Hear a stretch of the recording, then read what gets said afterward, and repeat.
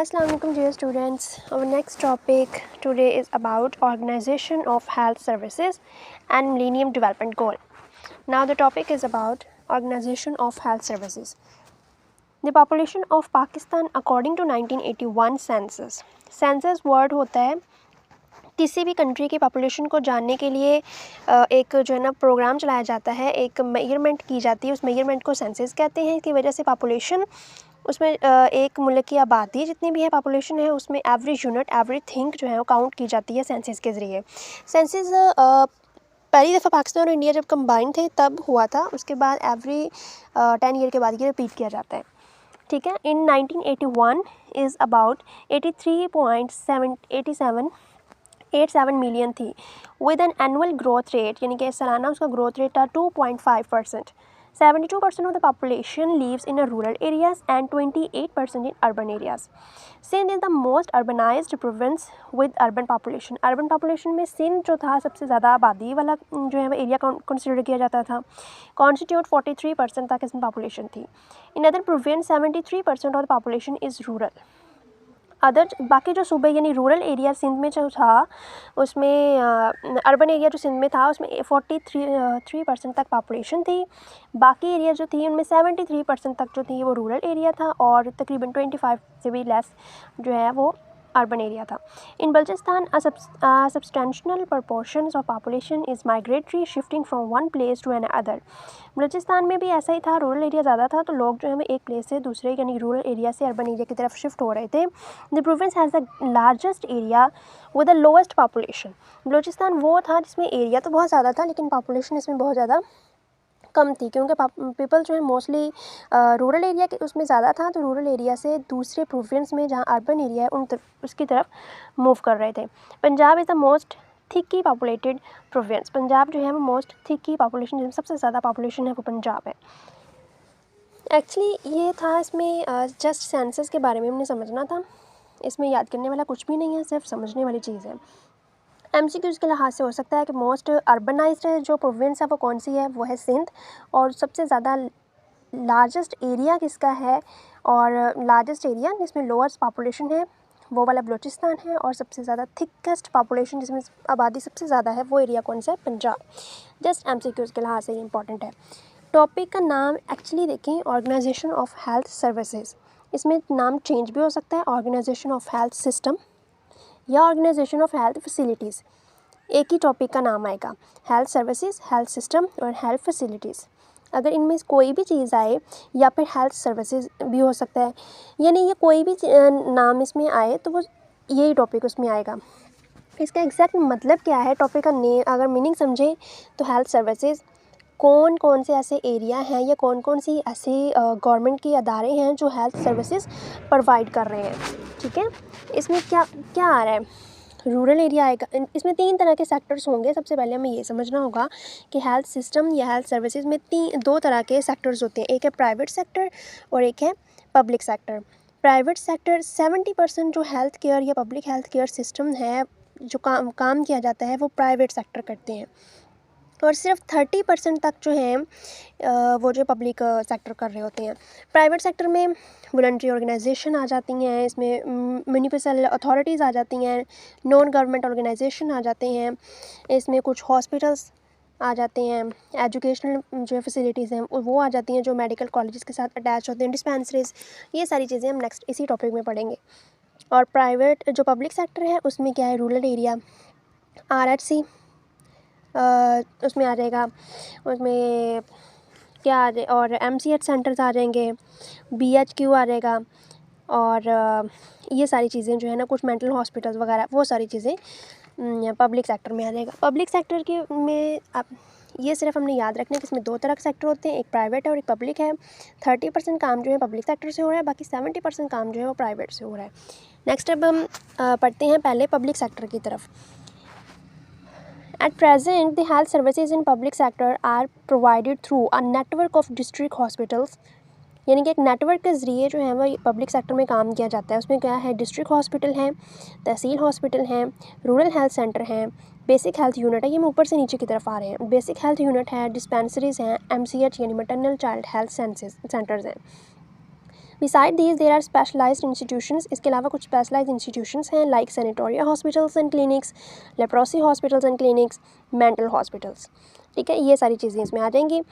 ये है public sector. In addition there are teaching hospitals attach to medical colleges, कुछ teaching hospitals हैं, हमने इमरजेंसी और पब्लिक हेल्थ में भी पढ़ा था शायद, जो पाकिस्तान की डेवलपमेंट है उसमें भी पढ़ा था पब्लिक हेल्थ की, कि कुछ ऐसे हॉस्पिटल्स बनाए गए थे नर्सिंग की ट्रेनिंग के लिए, नर्सिंग स्कूल्स बनाए गए थे जो मेडिकल कॉलेजेस के साथ अटैच हैं। ये वही चीज़ है, जैसे निश्तर जो है वो एक मेडिकल कॉलेज भी है, ठीक है, और हॉस्पिटल्स भी हैं, वहाँ पे ट्रेनिंग भी दी जाती है और स्टडी भी करवाई जाती है। मेडिकल कॉलेज जैसे nursing schools and colleges, most of this institutions provide curative services. अब जो मेडिकल कॉलेजेस जो हैं हॉस्पिटल के साथ अटैच होते हैं वो ज़्यादातर क्यूरेटिव सर्विसेज प्रोवाइड कर रहे होते हैं। Also rural health centres and basic health units are provide comprehensive curative as well as a preventive services. जो RHC हैं और बेसिक BHQ जो हैं BHU जो हैं वो यूजली क्या है कि क्यूरेटिव सर्विसेज और प्रिवेंटिव सर्विसेज के लिए थे। There are also mostly engaged in curative work, लेकिन मोस्टली सिर्फ ये क्यूरेटिव वर्क में जो है ना डिसीज़ उसको क्योर करना, क्यूरेटिव मतलब क्योर से निकला यानी इसको ठीक करना। जो BHQ या RHU इनके काम में यही शामिल था कि प्रिवेंट भी करेंगे और क्योर भी करेंगे, लेकिन ये कर क्या रहे हैं, सिर्फ क्योर कर रहे हैं, प्रिवेंटिव की तरफ इनका कोई ध्यान नहीं है। क्यों नहीं है? The reason for such situations are inappropriate training of health manpower in promoting and preventive health technology. एक तो उनकी ट्रेनिंग जो हेल्थ प्रोवाइड कर रहे हैं उनकी ट्रेनिंग इस लेवल की नहीं है, इस तरीके से नहीं हुई कि वो हेल्थ को प्रमोट करें, उनको प्रिवेंट भी करें। लेक ऑफ स्पोर्ट फैसिलिटीज़, एक तो उनके पास ट्रांसपोर्ट नहीं है, लाइक ट्रांसपोर्ट, कम्युनिकेशन, सिक्योरिटी, ना ही उनके पास कम्युनिकेशन की इतनी ज़्यादा फैसिलिटीज़ हैं, ठीक है, कम्युनिकेट करने के ज़रिए नहीं है उनके पास, सिक्योरिटी और ट्रांसपोर्ट के मसले हैं। लेक ऑफ मैनेजमेंट प्रैक्टिस, उन हॉस्पिटल्स में मैनेजमेंट की सबसे ज़्यादा कमी है, ठीक है। ये हो गया पब्लिक सेक्टर। अब हम बात करते हैं प्राइवेट सेक्टर्स में।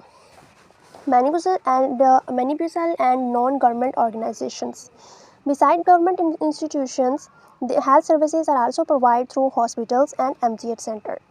गवर्नमेंट इंस्टीट्यूशन के अलावा हेल्थ सर्विसेज जो हैं वो यानी कि हॉस्पिटल एंड MCH सेंटर से भी किए जाते हैं बाय म्यूनिसिपल, ठीक है, अथॉरिटीज़ जो होती हैं या बॉडीज़ होती हैं उनकी वजह से ये काम किए जाते हैं। कैसे? उसके अलावा एक चीज़ ये होगी, दूसरा है voluntary organisation and other private sectors. ये तीन चीज़ें हैं, म्यूनिसिपल बॉडीज़ हैं, वॉलंटरी ऑर्गेनाइजेशन हैं, कुछ प्राइवेट सेक्टर्स हैं। अब हम उन्हीं को डिटेल में पढ़ते हैं। It may be mentioned here that services like water supply, vector control, refuse, garbage disposal services are provided by municipal authorities. ये वो चीज़ें हैं जो म्यूनिसिपल अथॉरिटीज़ यानी सफाई वाले जो अदारे हैं उन्होंने ये करने हैं अर्बन एरियाज़ में। In rural areas however these services are to be provided by the communities themselves. Rural area में यही काम जो है कम्युनिटी को खुद करने पड़ते हैं। अब हमने म्यूनिसिपल अथॉरिटीज़ का पढ़ लिया, ये प्राइवेट सेक्टर में म्यूनिसिपल अथॉरिटी क्या करती है हमने उसका काम पढ़ लिया है। नेक्स्ट आते हैं वॉलंटरी एजेंसीज़ पे। Voluntary health agencies are administered by an autonomous board that collect fund from private source. ये क्या करते हैं, प्राइवेट सोर्सेज से फ़ंड कलेक्ट करते हैं and also from foreign agencies, कुछ फॉरेन एजेंसी से भी फ़ंड कलेक्ट करते हैं। In conducting programme mostly for health services के प्रोग्राम को कंडक्ट करने के लिए ये फॉरेन एजेंसी से और प्राइवेट सोर्स से फ़ंड कंडक्ट करते हैं एनुअली बेस पे। Like maternal child welfare association एक प्रोग्राम है mainly function for safe motherhood and child welfare, जो बच्चों के वेलफेयर और माँ और बच्चे दोनों की हिफाजत के लिए एक प्रोग्राम चलाया गया था, वो है मैटरनल चाइल्ड वेलफेयर एसोसिएशन। ये प्रोग्राम ये वॉलंटरी हेल्थ एजेंसीज़ ने किया था। दो के पढ़ लिए। अब हम थर्ड पे आते हैं प्राइवेट सेक्टर पे। प्राइवेट सेक्टर का एक्चुअली अच्छा, beside the government department of health municipal authorities या corporations, municipalities, cantonment boards and railway department also provide health services in the country. Municipal authorities के अलावा जो है जो बोर्ड और रेलवे डिपार्टमेंट है वो भी हेल्थ सर्विसेज प्रोवाइड कर रहे होते हैं। These include MCH centres, hospitals and dispensaries. These services are available to the indigenous personals, यानी एक सेपरेट पर्सनस के तौर पे ये प्रेजेंट होते हैं, ठीक है। बिसाइड पब्लिक सेक्टर, अब आ रहे हैं प्राइवेट सेक्टर की तरफ। ये सारे वॉलंटरी था। Beside public sector there are private medical universities and hospitals providing medical, dental and nursing education along with the care to the patient. Private institute में क्या आ जाते हैं, कुछ ऐसे प्राइवेट हॉस्पिटल्स हैं या ऐसे यूनिवर्सिटीज़ हैं, प्राइवेट यूनिवर्सिटीज़, गवर्नमेंट तो हैं, प्राइवेट यूनिवर्सिटीज़ या प्राइवेट अदारे ऐसे हैं या प्राइवेट हॉस्पिटल ऐसे हैं जिनमें ना सिर्फ काम जो सिखाया जाता है, उसके अलावा एजुकेशन भी दी जाती है। कौन से लेवल पे ये एजुकेशन देते हैं? These include tertiary care. Care के 4 लेवल हैं, ये भी एक इम्पॉर्टेंट क्वेश्चन है। The 4 level of public health, ये 4 level of health, the 4 level of care, the level of health care, कुछ भी क्वेश्चन हो सकता है, ठीक है। ये लॉन्ग क्वेश्चन है, 5 मार्क्स में आएगा अगर आया तो। इसमें primary health care, secondary health care, tertiary health care, 3 levels होते हैं, ये हम नेक्स्ट डिटेल में पढ़ेंगे। This include tertiary care at a hospitals and treatment of minor ailments at clinic. इसमें क्या होते हैं, टर्शरी केयर वाले हॉस्पिटल्स होते हैं, ये माइनर एलिमेंट्स की जो है ना उसकी ट्रीटमेंट प्रोवाइड करते हैं। ये था प्राइवेट इंस्टीट्यूट। इसने हमें 3 चीज़ें पढ़ी हैं। एक, म्यूनिसिपल अथॉरिटीज़ के क्या काम है, सफाई वाले अदारे जो हैं उनका क्या काम है, वॉलंटरी हेल्थ एजेंसीज जो फंड कलेक्ट करते हैं उनका क्या काम है, और पब्लिक सेक्टर जो एजुकेशन ट्रेनिंग एक टाइम पे दे रहे होते हैं वो कौन से लेवल की केयर प्रोवाइड करते हैं, ठीक है। नेक्स्ट आते हैं MCH सेंटर पे। RHC, BHU या BHQ, ये हम नेक्स्ट इसी टॉपिक में इसी चैप्टर में पढ़ेंगे, ठीक है। अभी फ़िलहाल हम MCH सेंटर के बारे में पढ़ रहे हैं। MCH सेंटर प्रोवाइड हेल्थ, ये शॉर्ट क्वेश्चन के तौर पे होगा। MCH center provide health care to women of reproductive age, including safe motherhood, infertility, and family planning, and also care to children under 5 years of the age at well baby clinics। ठीक है, इसमें क्या है कि MCH centre जो है reproductive age में woman को जो है ना वो हेल्थ केयर प्रोवाइड करते हैं। कब? सेफ मदरहुड के दरमियान, प्रेगनेंसी के दौरान, इनफर्टिलिटी जब वो वक्फे कर रहे होते हैं, उनको जो प्रेगनेंसी नहीं चाह रहे, कंजर्वेटिव होती हैं फील्ड में, ठीक है। इनफर्टिलिटी फैमिली प्लानिंग सर्विसेज में होती हैं। इनफर्टिलिटी अगर वो यानी प्रेग्नेंट नहीं हैं, वो जो होना चाह रही हैं, उस चीज़ किसी भी लिहाज से ये ना उनको हेल्पफुल होंगी। Infertility in family planning and also care to the children को भी अंडर 5 ईयर ऑफ एज में होंगे, उनको जो हेल्थ फैसिलिटीज़ प्रोवाइड करेंगे। कैसे? उसमें इंक्लूड क्या है? Immunisation, growth monitoring, counselling on breast feeding and nutritions. यानी इम्यूनाइजेशन करें अपने चिल्ड्रंस को, उनकी ग्रोथ मॉनिटरिंग देखेंगे 5 साल में बच्चों की कितनी ग्रोथ हो रही है, एक माह में कितनी हो रही है, अगर कम है तो उसको प्रॉपर ट्रीटमेंट प्रोवाइड करेंगे। ब्रेस्ट फीडिंग के बेबी को जो है ना वो ब्रेस्ट फीड करवाएं। ब्रेस्ट फीडिंग जो है इस पर हम पूरा टॉपिक चैप्टर नंबर 5 में है वो कंप्लीट पढ़ेंगे। फ़िलहाल हम इसमें ये समझ लेते हैं कि ब्रेस्ट फीडिंग बेबी को 6 मंथ तक जो है वो रेगुलर करवानी होती है, ठीक है। वो कंप्लीट उसमें न्यूट्रिशन सारी बेबी को जितनी भी चाहिए होती हैं वो 6 मंथ तक अवेलेबल होती हैं, इवन के वाटर भी, ठीक है। कोई और चीज़ देने की ज़रूरत नहीं होती। 6 मंथ के बाद उसको थोड़ी बहुत जो है वो 6 मंथ के बाद जो है उसको थोड़ी ज़रूरत होती है, साथ लिक्विड फूड जो है सेमी सॉलिड या लिक्विड फूड जो है वो दी जाती हैं। और 2 ईयर तक, 2 ईयर के बाद जो है वो सॉलिड सेमी सॉलिड फूड जो है स्टार्ट करवा दी जाती है। The centres are provide treatment of minor ailments to mother and children. उनके इसके अलावा जो है कोई माइनर एलिमेंट्स या कोई बीमारी हो गई है मदर को या चिल्ड्रंस को, कोई भी मसला है, कोई प्रॉब्लम है, उसको डील करते हैं, उसका ट्रीटमेंट प्रोवाइड करते हैं। नेक्स्ट है hospital. These are category of hospitals in the towns. These includes hospitals attach, यानी टाउन्स में बहुत सारे किस्म के हॉस्पिटल्स होते हैं। These includes hospitals attach to medical nursing college schools, जो मेडिकल नर्सिंग स्कूल के साथ हॉस्पिटल अटैच होते हैं, लाइक नेस्टर, Victoria. Providing tertiary care to the patients, patient को टर्शरी केयर प्रोवाइड करते हैं। Who are either referral from other health unit, या तो किसी हेल्थ यूनिट से एक सिटी से दूसरी सिटी की तरफ रेफ़र किए होंगे, या फिर come directly on their own, या अपने आप वहाँ पेशेंट आएंगे। Other hospital provide services to patient for major और minor diseases with provision of indoor services. Other hospital जो हैं वो भी इंडोर सर्विसेज, यानी कि इलाके के रहने वाले जो हैं पेशेंट्स उनको जो है वो सर्विसेज प्रोवाइड करते हैं माइनर और मेजर एलिमेंट्स के लिए। ये हो गया हॉस्पिटल। ये सारे प्राइवेट सेक्टर में आ रहे हैं। डिस्पेंसरीज देर जैसे गवर्नमेंट हॉस्पिटल्स भी होते हैं ना, हाँ, लेकिन यहाँ पे हम प्राइवेट हॉस्पिटल्स की बात कर रहे हैं, गवर्नमेंट्स की नेक्स्ट करेंगे। Dispensaries these are small health units with limited health personnel. Small health unit होता है, लिमिटेड हेल्थ पर्सोनल मतलब काम करने वाले आदमी जो हैं वो भी कम होते हैं। And provide treatment to the outdoor patients, यानी आउटडोर पेशेंट्स को जो है ये ट्रीटमेंट प्रोवाइड करते हैं for minor illness, small disease के लिए, इलनेस के लिए, बीमारी के लिए, ठीक है। ये हो गया डिस्पेंसर्स, प्राइवेट सेक्टर्स और गवर्नमेंट सेक्टर्स। नेक्स्ट पढ़ते हैं millennium development goal, the most important topic. इसमें लॉन्ग क्वेश्चन बहुत ज़्यादा इंपॉर्टेंट है। मिलेनियम डेवलपमेंट गोल क्या है और इसके 8 मेजर कंपोनेंट्स हम नेक्स्ट पढ़ेंगे। Millennium development goal, just concept रखना है, इसका रट्टा मारने की बिल्कुल भी ज़रूरत नहीं है। इन सितंबर 2000 में building upon a decade of major United national conference and submits, ये करने की ज़रूरत आपको नहीं है। आप यहाँ से स्टार्ट करें। In September 2000 world leader come together at United Nation headquarter. सितंबर 2000 में जितने भी दुनिया के लीडर थे, अलग अलग मुल्कों के, कंट्रीज़ के जितने भी लीडर्स हैं, वो सारे इकट्ठे हुए थे। कहाँ पे? यूनाइटेड नेशन हेडक्वार्टर में। कहाँ पे बनना है United Nation headquarter? In New York. ये MCQs है। क्यों आए थे यहाँ पे? To adopt the United Nations millennium declaration.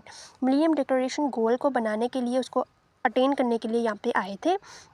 Committing their nations to a new global partnership. अपनी दुनिया को, जो अपनी आवाम है, उसको एक नई ग्लोबल पार्टनरशिप देने के लिए। टू रिड्यूस, किस मकसद के लिए पार्टनरशिप करनी थी? टू रिड्यूस एक्सट्रीम पॉवर्टी, यानी गरीबी को जो है वो कम करना। And setting out a series of time bound togethers.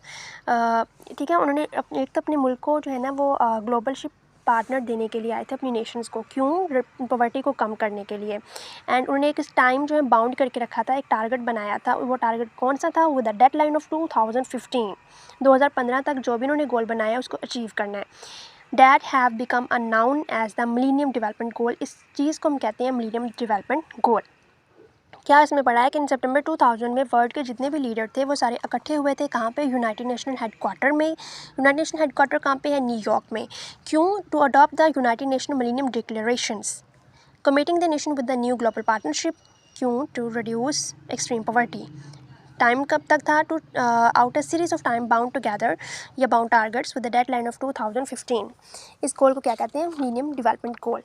The millennium development range from halving extreme poverty, यानी इसकी रेंज क्या आती है? Extreme poverty to halting the spread of HIV AIDS, यानी पॉवर्टी को कम करना, infectious disease like HIV AIDS जो हैं या अदर डिसीज़ है उनको कंट्रोल करना।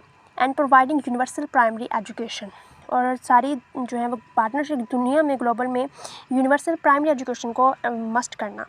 All by the target date of 2015। ये सारी चीज़ें 2015 तक अचीव करनी थी। These goals form a blueprint agreed by all the world's country। blueprint होते हैं एक साइन, उन्होंने यानी एक स्टैम्प होती है, एक साइन होती है कि हाँ भाई ये कंट्रीज़ में इन्वॉल्व थे, इनकी जो है रजामंदी के साथ हम ये गोल शुरू कर रहे हैं। ठीक है, इसके बाद एक तो हुआ ना गोल उन्होंने बनाया, उसका मकसद क्या था, क्या क्या चीज़ें रिड्यूस करनी है, एजुकेशन है, पॉवर्टी है, HIV एड्स हैं। उसके अलावा आते हैं कि इनको एग्री भी करवाया, डिफरेंट कंट्रीज़ जो इसमें शामिल थे उनसे इनको ब्लूप्रिंट एग्री करवाया था। And all the world's leading development institutions, जितने भी डेवलपमेंट इंस्टीट्यूशन हैं उनसे भी ये एग्रीड हुए थे। तो यहाँ पे हम ये चीज़ कर रहे हैं, एजुकेशन वाले जो हैं उनको पता होना चाहिए कि दुनिया में क्या चीज़ हो रही है, क्या तब्दीली हो रही है। They have galvanised unprecedented efforts meet the need of the world's poorest. बस ये करने की ज़रूरत नहीं है, लीडिंग डेवलपमेंट इंस्टीट्यूशन तक काफ़ी है। नेक्स्ट आएगा component of millennium development goal. Long question. The 8 millennium development goals हैं, वो कैसे हैं? क्या फॉलोअर्स इसमें सबसे पहला है end poverty and hunger, universal education second, third gender equality, fourth child health, fifth maternal health, six combat HIV and AIDS, seventh environmental sustainability and 8 global partnership.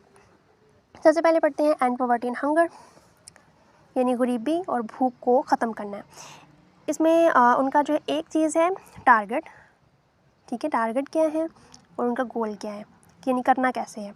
Target इसमें है adequate extreme poverty and hunger, extreme poverty and hunger को कम करना है। कैसे? Reduce by half the proportion of people, यानी लोगों की आबादी में कम करना है, तकरीबन हाफ कर देनी है। कौन सी आबादी? Living on less than $1 a day. ऐसे लोग जो दिन में $1 से कम पर गुजारा कर रहे हैं, उनकी जो है ना वो आबादी को कम करना है, यानी उनको उनकी इनकम को इंक्रीज़ करके ऐसे लोगों की तादाद को कम करना है। Second, achieve full and productive employment. Full यानी कि एक बेहतरीन, जिनमें ड्यूटी टाइमिंग उनकी अच्छी हो, वर्किंग आवर्स अच्छे हों, उनकी कमाई भी अच्छी हो, प्रोडक्टिव हो, उनके लिए ऐसा वर्क, ऐसी एम्प्लॉयमेंट, ऐसी नौकरी ढूंढनी है। एंड डिसेंट वर्क, और एक अच्छा काम भी हो फॉर ऑल, सबके लिए, including women and young peoples. Women और यंग पीपल्स भी इसमें शामिल होंगे। उनके लिए एक अच्छा काम, एक डिसेंट वर्क ढूंढना है जो प्रोडक्टिव भी हो और डिसेंट भी हो। Third, reduce by half the proportion of people who suffer from hunger. ऐसे लोग जो हंगर या भूख से सफ़र कर रहे हैं उनके तादाद में भी कमी करनी है, उसको उनकी लाइफ को बेहतर बना के। सेकंड है इसमें यूनिवर्सल एजुकेशन, यानी यूनिवर्सल एजुकेशन, सारी दुनिया में एजुकेशन होनी चाहिए यूनिवर्सल लेवल तौर पर, आम जैसे हम कहते हैं। इसमें टारगेट क्या है? Achieve universal primary education, target है अचीव यूनिवर्सल प्राइमरी एजुकेशन। उसमें नेक्स्ट पॉइंट आएगा एक, ensure that bye 2015 all boys and girls complete a full course of primary schooling. इस बात की यकीन दिलाना है कि 2015 तक जितने भी लड़के और लड़कियां हैं वो सारे प्राइमरी एजुकेशन का जो है वो स्कूल लेवल की जो है ना वो कंप्लीट कर रहे हो। यानी दुनिया में जितने भी कंप्लीट, ये तो नहीं कि 5 साल का बच्चा वो भी कंप्लीट कर लेगा, ऐसा नहीं है। जिनकी एज जो है उस हिसाब से है, ठीक है, तो उन्होंने अपने जो कर रहे हैं फ़िलहाल, जो इस टाइम पे उनके गोल के स्टार्ट करने पर 2000 में जो कर रहे हैं वो 2015 तक जो है वो अपनी प्राइमरी एजुकेशन उन्होंने कंप्लीट की हो। ये कैसे हो सकता है? इनरोलमेंट इन प्राइमरी एजुकेशन, उनको प्राइमरी एजुकेशन की तरफ लेके आए, उनकी ये अमल उस चीज़ में इनरोलमेंट होनी चाहिए, शामिल होनी चाहिए। दूसरा, अब शामिल हो गए हैं, कंप्लीशन ऑफ प्राइमरी एजुकेशन, पहले तो वो स्टार्ट लेना चाहिए, इनको स्टार्ट लेंगे तो उनको कंप्लीट भी करनी चाहिए। नेक्स्ट है literacy of 15 to 24 year old female and male. अब आगे ना इसकी बात, लिटरेसी यानी कि 15 to 24 year old male and female जो हैं तो उनकी जो है एजुकेशन कंप्लीट होनी चाहिए, पढ़े लिखे होने चाहिए। थर्ड टॉपिक है इसमें gender equality, target promote gender equality and empower women. Gender equality को प्रमोट करना, यानी कि जेंडर यानी कि मेल और फीमेल, जेंडर इक्वालिटी का मतलब मेल और फीमेल दोनों इक्वल लेवल पे हैं, कोई इसमें डिफरेंस नहीं है। एम्पावर वुमेन और वुमेन को आगे लेके आना। इसमें पॉइंट क्या है? Eliminate gender disparity in primary and secondary education, यानी प्राइमरी और सेकेंडरी एजुकेशन में जेंडर डिस्पैरिटी को ख़त्म करना, कम करना। प्रेफरेबल बाय 2005, कोशिश करनी है कि 2005 तक हो जाए, लेकिन अगर वहाँ पे नहीं होता है तो and at all the level by 2015 तक मस्ट होना चाहिए। क्या होना चाहिए? प्राइमरी और सेकेंडरी एजुकेशन में जो जेंडर इक्वालिटी है उसको ख़त्म करना है कि हाँ भाई लड़के करेंगे, लड़के प्राइमरी सेकेंडरी एजुकेशन करेंगे और लड़कियां जो हैं वो नहीं करेंगी, ये वो तो इतना नहीं पढ़ सकती, ऐसी कोई चीज़ यहाँ पे नहीं होनी चाहिए। अब यहाँ पे है, नहीं होनी चाहिए, अगर है भी तो उसको ख़त्म करना है। पॉइंट इसमें 3 पॉइंट्स हैं इसमें भी। Ratio of girls to boys in primary secondary tertiary education, यानी कि प्राइमरी सेकेंडरी और टर्शियरी एजुकेशन में कितने लड़के और कितनी लड़कियां शामिल हो रही हैं वो रेशो आपने काउंट करनी। ज़ाहिर सी बात है उस रेशो से पता चलेगा कि लड़के ज़्यादा हैं या लड़कियां ज़्यादा हैं। अगर कम हैं लड़कियां तो वो क्यों हैं, उनको उनके पेरेंट्स को या उनके माहौल को, जो इन्वायरमेंट को ऐसा अपग्रेड किया जाए कि वो उनकी इनरोलमेंट हो सके। सेकेंड है share of women in wage employments in the non agriculture sector, यानी शेयर ऑफ वुमेन्स के लिए जो है वो शेयर रखे जाए, उनकी जगह बनाई जाए कहाँ, इन वेज एम्प्लॉयमेंट, जिसमें उनको मुआवजना जो है मजदूरी जो है जिसे हम कहते हैं वो दी जाए इन नॉन एग्रीकल्चर सेक्टर, यानी एग्रीकल्चर के अलावा जितने भी सेक्टर हैं। एग्रीकल्चर में तो वुमेन्स हैं ही हैं कि कपास चुननी है, उन्होंने ये फसलें काटनी है, जो भी ये सारे तो उसमें ऑटोमेटिकली वो मर्द जो हैं वो औरतों को साथ ही रखते हैं, ठीक है। इसके अलावा जो है नॉन एग्रीकल्चर सेक्टर्स में भी उनको जो है ना उनके साथ रखा जाए, उनके साथ काम किया जाए, उनको मजदूरी दी जाए, उनका मुआवजा उनको जो है वो उनकी क्या उसे पेमेंट जो है उनको दी जाए। Proportion of seats held by women in national parliament, यहाँ तक कि नेशनल पार्लियामेंट जो है गवर्नमेंट जो है उसमें भी वुमेन्स को सीट मिलनी चाहिए। नेक्स्ट टॉपिक है चाइल्ड हेल्थ, जो इसमें है फोर्थ पॉइंट। इसमें एक चीज़ है कि रिड्यूस, टारगेट इसमें क्या है? रिड्यूस चाइल्ड मोर्टेलिटी को रिड्यूस करना है, टारगेट दे दिया। कैसे रिड्यूस करना है उसके लिए पॉइंट बनाया है, reduce by 2/3 of the mortality rate among children under 5 year of age से कम जो बच्चों में डेथ हो रही है, हमने पीछे पढ़ा था डायरिया की वजह से हो रही है, एस्फिक्सिया की वजह से हो रहा है, इंजरी की वजह से हो रही है, मेल न्यूट्रिशन है या रिस्पिरेटरी डिसऑर्डर है, कोई भी चीज़ है उसकी वजह से डेथ जो हो रही है उसमें 2/3 तक रिडक्शन करनी है। कैसे? अंडर 5 मोर्टेलिटी रेट, जितना भी अंडर 5 मोर्टेलिटी रेट उसे काउंट करें एक। दूसरा इन्फेंट मोर्टेलिटी रेट काउंट करें कि इन्फेंट में ज़्यादा हो रही है या इन्फेंट के बाद वाले टाइम जो है 1 साल के बाद जो है उसमें ज़्यादा हो रही हैं। Proportion of 1 year of old children immunised against measles, देखें कि 1 साल का बच्चा जो है वो तमाम डिसीज़ के ख़िलाफ़ जो है या मीज़ल्स के ख़िलाफ़ जो है, जैसे एग्जांपल दे दी है, कम्युनिकेबल डिसीज़ जो है उनके ख़िलाफ़ वो इम्यूनाइज्ड है या नहीं है। अगर नहीं है तो क्यों नहीं है, उसकी वजह क्या है, उस चीज़ को अपग्रेड किया जाए। फिफ्थ पॉइंट है इसमें मैटरनल हेल्थ में आएगा इम्प्रूव मैटरनल हेल्थ को इम्प्रूव करना है, सबसे मेन पॉइंट है इसमें यही आएगा कि मैटरनल हेल्थ को इम्प्रूव करना है। टारगेट है ये कैसे करना है, reduce bye 3/4 of the maternal mortality ratio. 2 point है, एक तो मैटरनल मोर्टेलिटी रेशो जो है उसमें 3/4 तक 3/4 जो है वो कमी की जाए। Achieve by 2015 universal access to reproductive health, womens की जो है वो रिप्रोडक्टिव हेल्थ तक यानी कि ये जो वक्फे वाली चीज़ें, फैमिली प्लानिंग वाली चीज़ें हैं उन तक, और एंटीनेटल केयर वाली कवरेज जो है वो सारी चीज़ें इसमें शामिल होती हैं रिप्रोडक्टिव हेल्थ में, यानी प्रेगनेंसी से लेके नेक्स्ट इनफर्टिलिटी एंड देन उनके मेनोपॉज तक। इस चीज़ में यूनिवर्सल एक्सेस हो उनकी, ये चीज़ इसमें आ जाएगी। पहला पॉइंट है इसमें reduce bye 3/4 of the maternal mortality ratio. कैसे? मैटरनल मोर्टेलिटी रेशो में जो है वो मैटरनल मोर्टेलिटी रेशो को देखना कि कितनी अमवात हो रही है मदर में। Proportion of birth attended by the skilled health personnel. अब ये सबसे इंपॉर्टेंट है कि मोस्ट ऑफ द डेथ जो है वुमेन्स में, ये लास्ट पेपर डी में पढ़ेंगे भी डिटेल के साथ, कि मैटरनल मोर्टेलिटी में सबसे ज़्यादा जो डेथ जो है वो अनट्रेन्ड जो होते हैं ना पर्सोनल्स, हेल्थ पर्सोनल्स, उनकी वजह से होते हैं। ठीक है, उनकी बहुत सारी ऐसी गलतियाँ होती हैं, या तो वो क्लीनिंग प्रॉपर तरीके से नहीं करते, स्टीराइल तरीके से कॉर्ड कटिंग नहीं होती, स्टीराइल तरीके से क्लीनिंग्स नहीं होती, डिलीवरी का प्रोसीजर ठीक नहीं होता, एपिसोड में जिसमें करते हैं वो ठीक नहीं होती, प्रीपेयरिंग के पीरियड में उनको एंटीनेटल केयर नहीं दी जाती, पोस्टनेटल केयर जो है वो नहीं मिलती। ऐसे बहुत सारे इश्यूज़ हैं जिसकी वजह से मैटरनल की डेथ होती है। उनके वाइटल्स प्रॉपर चेक नहीं होते। ठीक है, तो हमने ये प्रोपोर्शन देखनी है कि बर्थ स्किल जो हेल्थ पर्सन है उनके साथ कितनी ऐसी बर्थ डिलीवरीज जो हैं वो हुई हैं। सेकंड पॉइंट था achieve by 2015 universal access to reproductive health. Reproductive health तक सारी मदर्स की, वुमेंस की जो है वो एक्सेस हो। पहला इसमें आ जाए कॉन्ट्रासेप्टिव प्रेफरेंस रेट। कितने ऐसे लोग हैं जो कॉन्ट्रासेप्टिव यूज़ कर रहे हैं? कॉन्ट्रासेप्टिव यूजुअली हाई रिस्क में यूज़ किया जाता है, या फिर उसमें जो है ना वो फैमिली प्लानिंग सर्विसेज में यूज़ किया जाता है। कितने ऐसे लोग हैं जो कॉन्ट्रासेप्टिव यूज़ कर रहे हैं? अडोल्सन बर्थ रेट, जवानी में मतलब कम उम्री में कितने ऐसे लोग हैं जिनमें बर्थ रेट है, प्रेग्नेंट हो रही हैं जो, ठीक है, जिनकी अर्ली मैरिज हो रही है, वो कितना है? एंटीनेटल कवरेज, कितने ऐसी वुमेन्स हैं जो एंटीनेटल कवरेज ले रही हैं, जो इनको एंटीनेटल केयर जो है मिल रही है। Unmet need for family planning. Family planning ऐसी कौन सी चीज़ है जो अभी तक पूरी नहीं हुई है?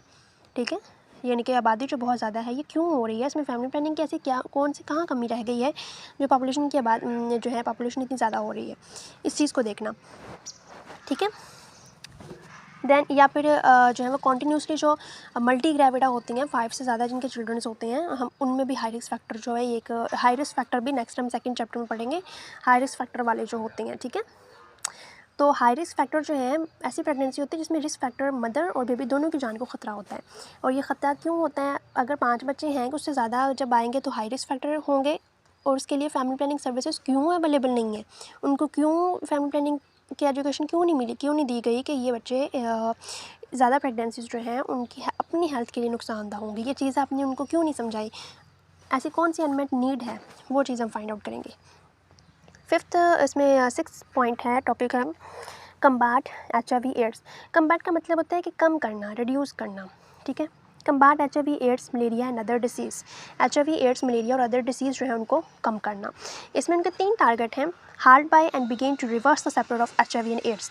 HIV और एड्स जो है ये जितनी सेपरेट हो रही हैं डिसीज़, उनको या तो कम करना या फिर उनको रिड्यूस करना। एक हो गया। Achieve by 2010 universal access to treatment for HIV AIDS for all those who need it.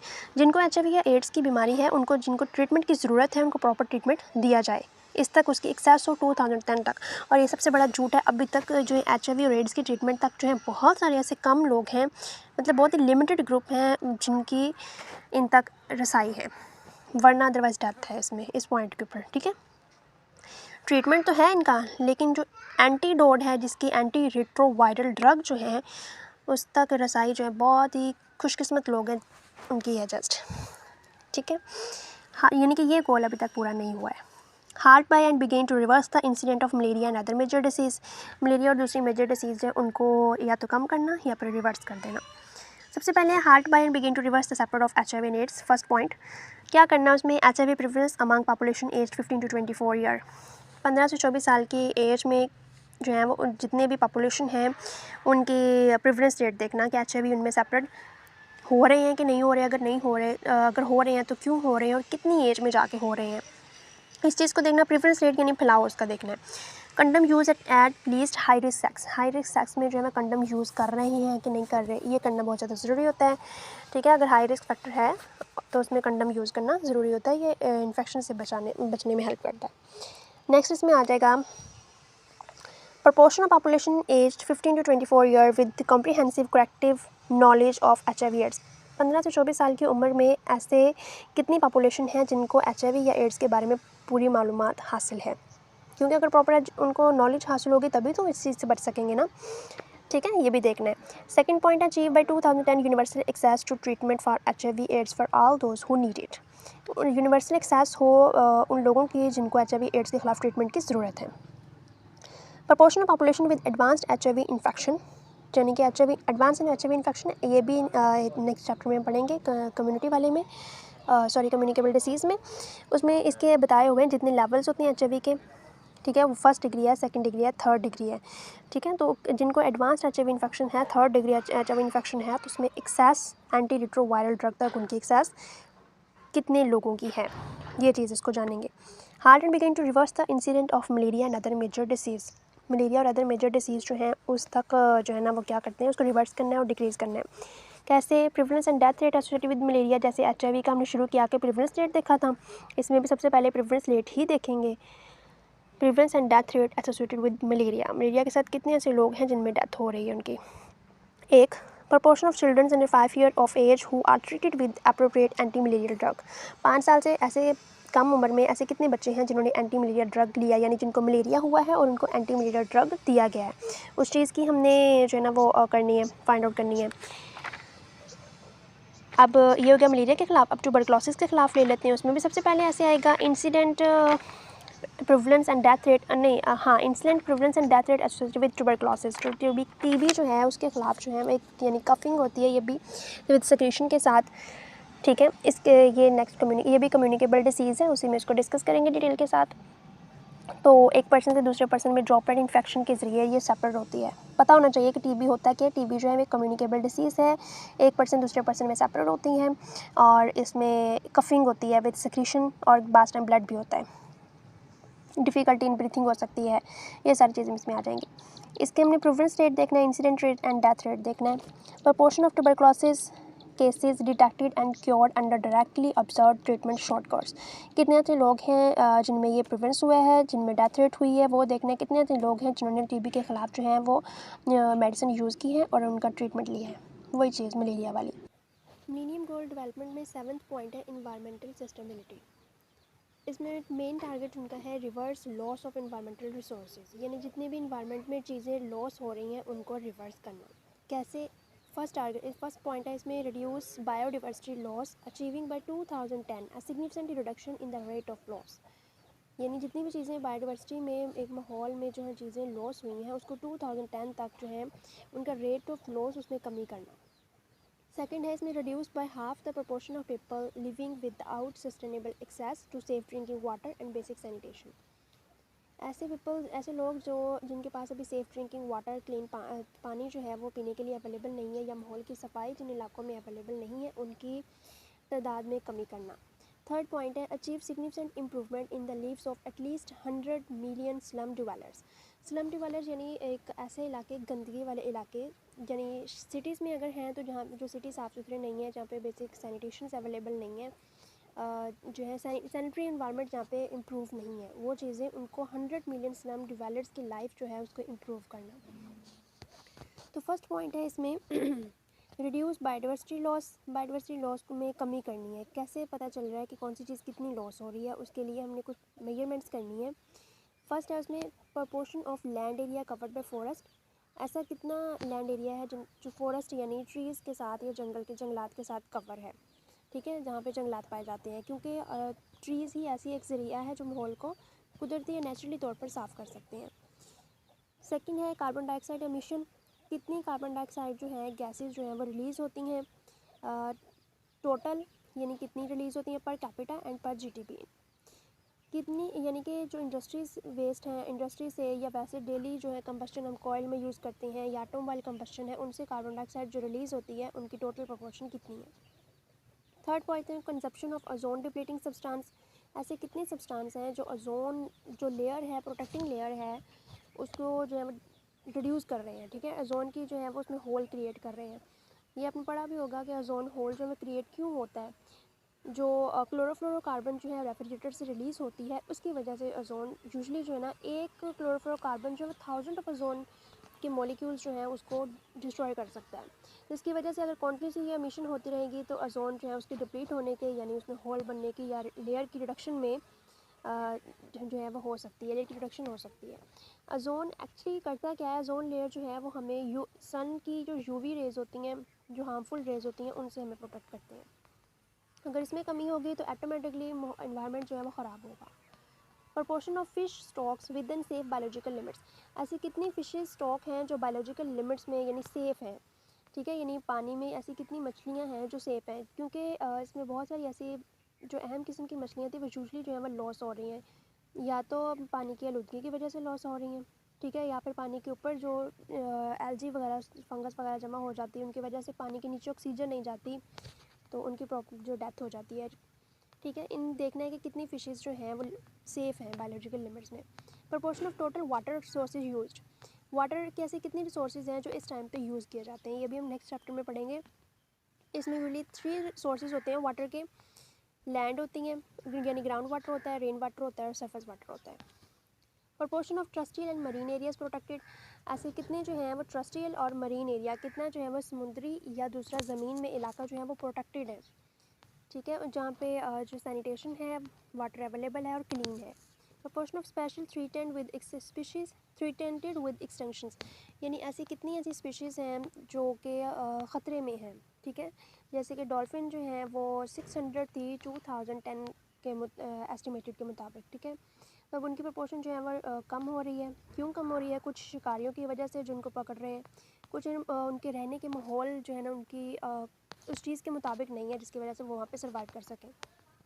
Indus dolphin जिसे कहते हैं, ठीक है, वो हमने देखनी है। इसके अलावा सेकंड इसमें टारगेट जो था, reduce by half the proportion of the people without sustainable access to safe drinking water and basic sanitation.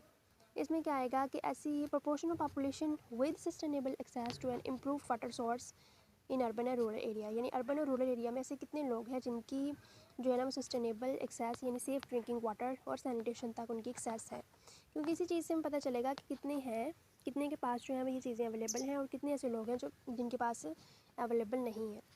Achieved third है, achieve significant improvement in lifes of at least 100 million slum dwellers. इसमें क्या आएगा? Proportion of urban population with access to improve sanitation, ठीक है, इसमें भी यही आएगा कि अर्बन सिटीज़ में ऐसे कितने लोग हैं जिनके पास सैनिटेशन जो है इम्प्रूव्ड है, उस चीज़ से हमें पता चल जाएगा कि बाकी कितने। फर्स्ट पॉइंट है इसमें, address the special needs. Special needs मतलब किसी भी ज़रूरत के दौरान उनको जो है किसी भी मुल्क में अगर कोई चीज़ किसी की ज़रूरत है, लाइक कोई वबा फैल गई है, कोई बीमारी हो रही है या डेथ रेट उनमें ज़्यादा है, या वैसे उनको किसी चीज़ की ज़रूरत है, उसको फाइंड आउट करना ऑफ लीस्ट डेवलप कंट्रीज़ में, यानी कि हेल्थ सर्विसेज में कमी है, मेडिकल फैसिलिटीज़ में कमी है, एजुकेशन में कमी है, या किसी इन्वायरमेंटल सस्टेनेबिलिटी में कमी है, उस चीज़ को फाइंड आउट करना। लीस्ट डेवलप कंट्रीज़ में यानी जो अभी डेवलप हो रहे होते हैं, जिन पर डेवलपमेंट इतनी ज़्यादा नहीं हुई। लैंडलॉक कंट्रीज़, लैंडलॉक यानी ये भी छोटे जजीरे जैसे होते हैं, छोटे कंट्रीज़ जो होते हैं जो अभी छोटे लेवल पे होते हैं, उन चीज़ों की बात करेंगे। And small island developing state, ऐसे आइलैंड ऐसे जजीरे जो अभी डेवलप हो रहे हैं, बन रहे हैं, उनकी हम देखेंगे कि उनकी कोई ऐसी चीज़ तो नहीं है, किसी चीज़ की ज़रूरत तो नहीं है, उन कंट्रीज़ को अगर ज़रूरत है तो उसको फाइंड आउट करना और उसकी हेल्प आउट करना। सेकंड टारगेट है इसमें, develop further and open rule based predictable non discriminatory trading and financial system. इसमें क्या देगा? Develop further and open rule based, यानी कि एक ऐसी ट्रेड शुरू करना जो सारे मुल्कों के लिए सेम होगी। ऐसा नहीं होगा कि उस मुल्क के लिए ज़्यादा है उस मुल्क के लिए कम है, ऐसी इसमें ऊंच नीच नहीं होगी, विदाउट एंड नॉन डिस्क्रिमिनेटरी होगा। उसमें क्या होगा? उस ट्रेडिंग के ज़रिए जो है फाइनेंशियल सिस्टम या ट्रेडिंग बनाई जाएगी जो सब सारे मुल्कों के लिए एक जैसी होगी। थर्ड ऐसे, डील कॉम्प्रीहेंसिवली विद द डेप्ट प्रॉब्लम्स ऑफ डेवलपिंग कंट्रीज़। डेप्ट प्रॉब्लम्स यानी कि जो कर्ज़ा उन्होंने लिया होता है एक कंट्री से दूसरी कंट्री से, ठीक है, उस चीज़ को डील कॉम्प्रीहेंसिवली यानी उसको बहुत अहमियत से ख़ास तौर पर उन चीज़ों को डील करना है। डेवलप कंट्रीज़ के लिए है ये भी। Through national international measures in order to make डेप्ट sustainable in the long term, यानी ऐसे मुल्क जो कर्ज़ा नहीं दे सकते उनकी ज़रूरत को फाइंड आउट करना नेशनल इंटरनेशनल लेवल पे, और उनके डेप्ट जो है कर्ज़ा जो है उनका लॉन्ग टर्म के लिए सस्टेनेबल यानी उनको लटकाना, लॉन्ग टर्म के लिए उनको कंपनसेशन देना कि वो ये प्रॉब्लम्स अगर इस वक्त नहीं दे सकते कर्ज़ा तो 10 साल बाद या 5 साल बाद दे सकते हैं। In cooperation with pharmaceutical companies provide access to affordable essential drug in the developing countries, यानी फार्मास्यूटिकल कंपनीज़ जो हैं जो ड्रग्स बनाती हैं उनके साथ मिलकर लोगों की जो है जो डेवलपिंग कंट्रीज़ हैं उनकी ऐसे ड्रग्स तक एक्सेस करना जिनसे ऐसे ड्रग्स तक उनकी रसाई हासिल करना जो उनके लिए हेल्पफुल होंगे। ठीक है, यानी फार्मास्यूटिकल कंपनी से, ड्रग मैन्युफैक्चरिंग कंपनी से मिलकर लोगों तक ड्रग्स पहुंचाना। फिफ्थ है in cooperation with the private sectors, private sector से मदद से make available the benefit of new technologies, यानी प्राइवेट सेक्टर जो उसमें जैसे टेक्नोलॉजिकल या कम्युनिकेबल जो होती हैं उनकी मदद से हमने क्या फाइंड आउट करना है कि हमने टेक्नोलॉजी, कोई भी ऐसी नई टेक्नोलॉजी जो है एडवांस लेवल पे वो किसी भी हवाले से हो सकती है, उस टेक्नोलॉजी को फाइंड आउट करना है, उससे बेनिफिट हासिल करना है, स्पेशली किस फील्ड में, इंफॉर्मेशन में एंड कम्युनिकेशंस में, यानी इंफॉर्मेशन में इंफॉर्मेशन जो प्रोवाइड करेंगे एजुकेशनल इंफॉर्मेशन हो सकती है, कम्युनिकेशन एक मुल्क से दूसरे मुल्क में कम्युनिकेशंस करने के जो तरीके हैं, न्यू टेक्नोलॉजी यूज़ की जाएगी, फास्ट होगी, जो हेल्पफुल भी होगी और इजी वे में यूज़ कर सकते हैं, हमने उसको फाइंड आउट करना है। तो फर्स्ट इसमें जो है टारगेट उसको डिस्कस कर लेते हैं, एड्रेस द स्पेशल नीड वाले। इसमें क्या आ जाएगा, इंक्लूड तारीफ़ एंड कोटा। इसमें तारीफ़ एंड कोटा ऐसी अमाउंट होती है जो कि एक मुल्क से दूसरे मुल्क में ट्रांसफ़र की जाती है, यानी अगर किसी मुल्क में ज़रूरत है तो उस मुल्क में जो है वो मनी ट्रांसफ़र की जाएगी, कब, जब उनको ज़रूरत होगी, किसी भी अगर उनको एजुकेशनल फील्ड के लिहाज से ज़रूरत है या फिर उनको जो है किसी हेल्थ फैसिलिटीज़ के लिहाज से ज़रूरत है तो वो चीज़ उनको अमाउंट दी जाएगी, कर्जा दिया जाएगा, तारीफ़ and quota. Tariff and quota free access for the least developed countries, least developed countries तक इनकी जो है फ्री एक्सेस होगी, यानी उनको कोई एडिशनल चार्जेस नहीं देने पड़ेंगे, जितनी अमाउंट वो चाहते हैं उतनी ले सकते हैं। एक्सपोर्ट इन्हेंस्ड प्रोग्राम ऑफ डेप्ट रिलीफ, डेप्ट को यानी कर्जे को जो है वो कम करने के लिए एक्सपोर्ट इन्हेंस्ड प्रोग्राम भी चलाए जाएंगे for heavily indebted poor countries, ऐसे लोग, ऐसे मुल्क जहाँ पे जो है वो कंट्रीज़ जो मकरूज़ हैं, बहुत ज़्यादा जिन्होंने कर्जा लिया होता है, उनके लिए डेप्ट रिलीफ प्रोग्राम चलाने हैं। And cancellation of official bilateral डेप्ट, जो कर्जा नहीं देने की एबिलिटी रखते हैं उनके लिए डेप्ट को एक ख़ास मौके पर या ख़ास तरीके से उन डेप्ट को कैंसिल भी करना है। And more generous for countries committing to poverty reductions, और ये जेनरस यानी कि अच्छा उन लोगों के साथ ही ज़्यादा अच्छे होंगे, ज़्यादा उनको राहत मिलेगी जो कि पॉवर्टी रिडक्शन की तरफ काम करेंगे। ठीक है, तारीफ़ एंड कोटा तक फ्री एक्सेस होना एक बात हो गई अंडर डेवलप कंट्रीज़ की। डेप्ट रिलीफ प्रोग्राम चलाना जो कर्जा नहीं दे सकते। थर्ड ये कि डेप्ट कैंसिलेशन करना जो बहुत ज़्यादा गरीब कंट्रीज़ हैं। Through the programme of action for the sustainable development of small island developing state, ऐसे प्रोग्राम ऑफ एक्शन चलाना जो स्मॉल डेवलपमेंट यानी कि आइलैंड जो डेवलप कर रहे होंगे उनके लिए भी डेप्ट को जो है सस्टेनेबल यानी लटकाया जा सके, उनको फैसिलिटीज़ प्रोवाइड की जा सके। सेकंड इसमें टॉपिक है development further open rule based production, यानी अब तिजारत की बात करते हैं फाइनेंशियल ट्रेडिंग सिस्टम में, include a commitment to a good governance, development and poverty reductions both national internationally. इसमें यही होगा कि इकोनॉमिक कंडीशंस को इम्प्रूव करने के लिए एक कंट्रीज़ के ने दूसरी कंट्रीज़ के दरमियान जो है वो ओपन रूल बेस्ड ट्रेड को जारी करना, जिसकी वजह से एक मुल्क जो है वो दूसरे मुल्क से ट्रेडिंग कर सकते हैं। ठीक है, थर्ड है ये हमने पढ़ लिया, डील कॉम्प्रिहेंसिव विद द डेप्ट प्रॉब्लम्स, डेप्ट प्रॉब्लम के साथ जो है वो कॉम्प्रिहेंसिवली डील करना है नेशनल इंटरनेशनल लेवल पे, ताकि जो मुल्क कर्जा नहीं दे सकते उनके लिए जो डेप्ट है वो लॉन्ग टर्म जो है सस्टेनेबल हो सके, लॉन्ग टर्म की उनको ज़्यादा टाइम मिल सके डेप्ट को पे करने में। इन कॉपरेशन फार्मास्यूटिकल कंपनीज़ के साथ मिलकर लोगों की जो है वो एसेंशियल ड्रग्स तक उनकी रसाई हासिल करना। इसमें क्या आ जाएगा, proportion of population with access to affordable essential drug on sustainable basis, ऐसी कितनी पॉपुलेशंस हैं जिनकी जो एसेंशियल ड्रग्स हैं, जिन ड्रग्स की उनको ज़रूरत है उन तक उनकी रसाई है, जिनको वो अफोर्ड भी कर सकते हैं। जैसे कि बहुत सारे ड्रग्स हैं जो आप अफोर्ड कर सकते हैं, लेकिन वो ऐसे ड्रग्स जो हैं जो बहुत ज़्यादा महंगे होते हैं, जो अफोर्ड नहीं कर सकते, उन तक उनकी रसाई हासिल करना। In cooperation with the private sector के साथ मिलकर इंफॉर्मेशन कम्युनिकेशन टेक्नोलॉजीज़ में उससे बेनिफिट हासिल करना है। किस फील्ड में, टेलीफोन लाइंस पर 100 पॉपुलेशन, टेलीफोन लाइंस जो होती हैं वो 100 पॉपुलेशन में कितनी है या उन तक पहुंचाई जाएं। सेलुलर सब्सक्राइबर्स पर 100 पॉपुलेशन, इंटरनेट यूज़र पर 100 पॉपुलेशन, ये इसमें आ जाएगा। ये था मिलेनियम गोल डेवलपमेंट, इसमें 8 इसके मेजर पॉइंट्स हैं, ये मोस्ट इंपॉर्टेंट क्वेश्चन है। और हर पॉइंट्स में अपने टारगेट्स को मेनली याद कर लेना कि टारगेट्स उनके कितने हैं और इन टारगेट्स के आगे पॉइंट्स कितने हैं, उसके अंदर जो लिखना है वो सारे टारगेट से रिलेटेड ही होगा।